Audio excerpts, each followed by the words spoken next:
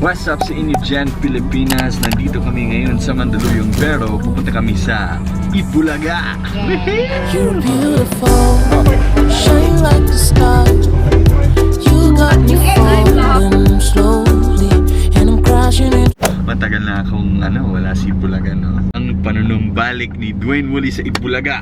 Kasama ko ngayon ang asawa ko. Dati kasi single pa ako nun. So ito ang behind the scenes vlog sa appearance namin sa Itbulaga. Apparently I'm a judge on the show, although hindi ko pa alam kung anong i-judge ko. Ito po yung driver namin ngayon. Pare, say what's up? Hello po. Subscriber pala siya sa Adwanta.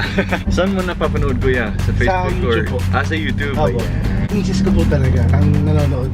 Yung misis mo nanonood? Opo. Si Flor de Lisa. Yun. Flor de Lisa. Hello, Flor de Lisa. Okay, we're here na. Tara na, bebe. Sige, mayroon mo na. Hindi ko alam yung GMA pala, Save More.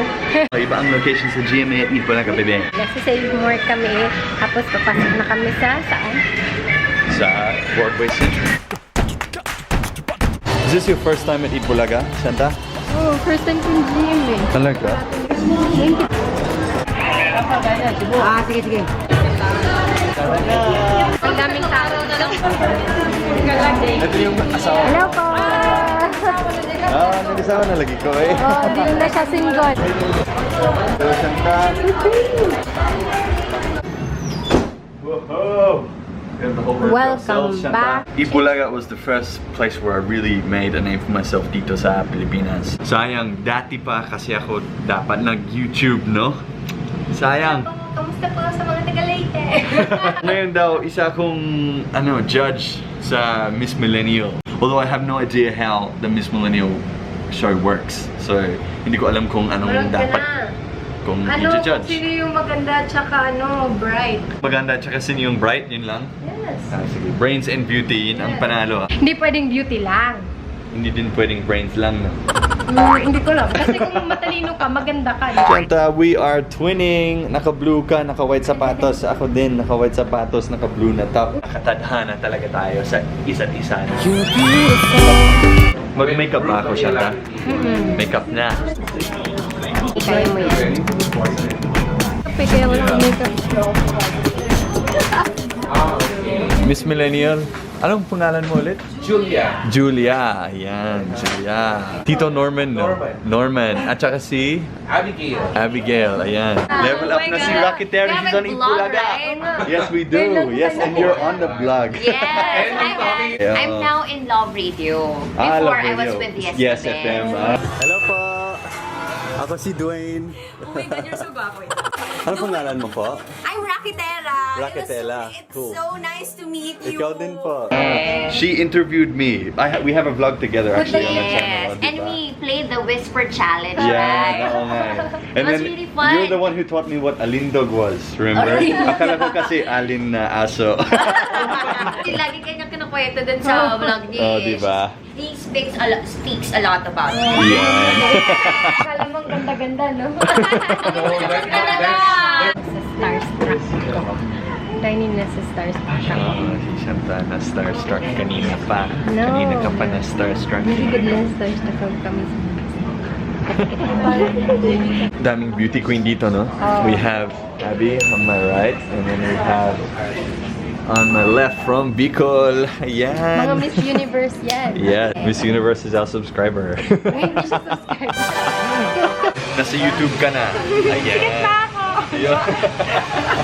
Sikat already kasi I'm part of your vlog. Na-starstruck talaga ako sa kanya kanina kaya hindi ako makapagsalita. Such a privilege. How do you maintain your body, Miss Venus?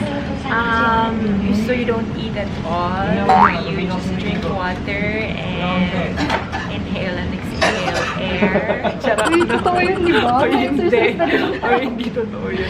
Here we go, ready to judge. The pre-judging. Fighting and then when we go forward, 2, 2, 3, 4.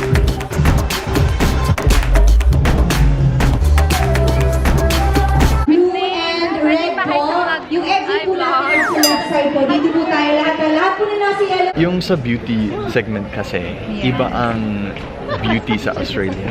Like, iba ang gusto ng mga Australian kaysa sa Pilipino. So, anong Maputi. gusto mo? Anong gusto niyo? I mean, Yung parang, depende sa tao. Number 6. Ayan. Candidate number 33, si Trisha. Hi, Trisha. Number 22. Jennifer, mas maganda sa tawag namin sa iyo. Shaira.